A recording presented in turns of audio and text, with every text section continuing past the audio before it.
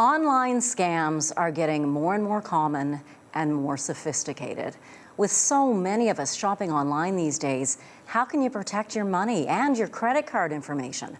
I asked cybersecurity and privacy expert Claudiu Popa for advice yesterday.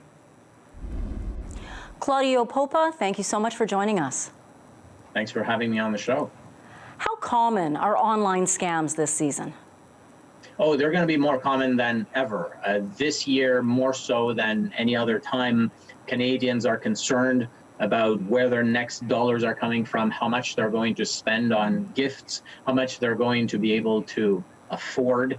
And also, this will place them at a bit of a disadvantage with scammers that know they can reach them across a variety of websites and platforms, from social media to e-commerce platforms like Amazon and Etsy and eBay. So what should you really be aware of?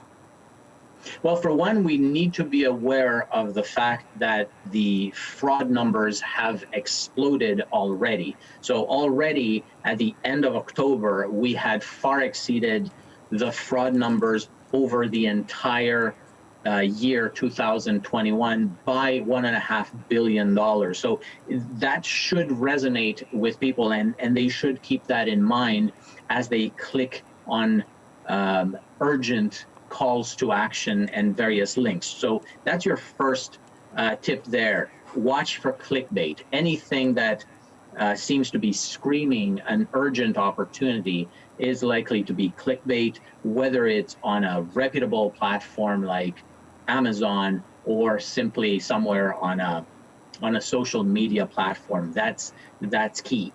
The second thing is to watch for emotional calls to action, like charities and nonprofit causes and things that pull on your heartstrings. Do your homework, research where that money is going, and be careful what you choose to donate money to, because some of the causes that may look legitimate might simply be a play on words or a similar name to an organization that does have some kind of credibility, but in fact you're about to make a payment to a totally different organization. And thirdly, be careful when buying anything from a vendor that doesn't seem to have any credible reviews. There are tons of vendors with lots of reviews, but a lot of them you can tell that are robotic. A lot of them seem to be very short, and some of those are likely to be a non-delivery type scams. In fact, you could be paying tens of dollars or hundreds of dollars. Either way, you might be losing 100% of your money because nothing will arrive, and certainly nothing will arrive by Christmas or in time for the holidays. How real do these websites often look? Well, these websites are actually direct copies, so they're identical copies of their the actual corporations that they're trying to imitate. So you can copy bit by bit and byte by byte. You can copy Amazon.ca or Amazon.com.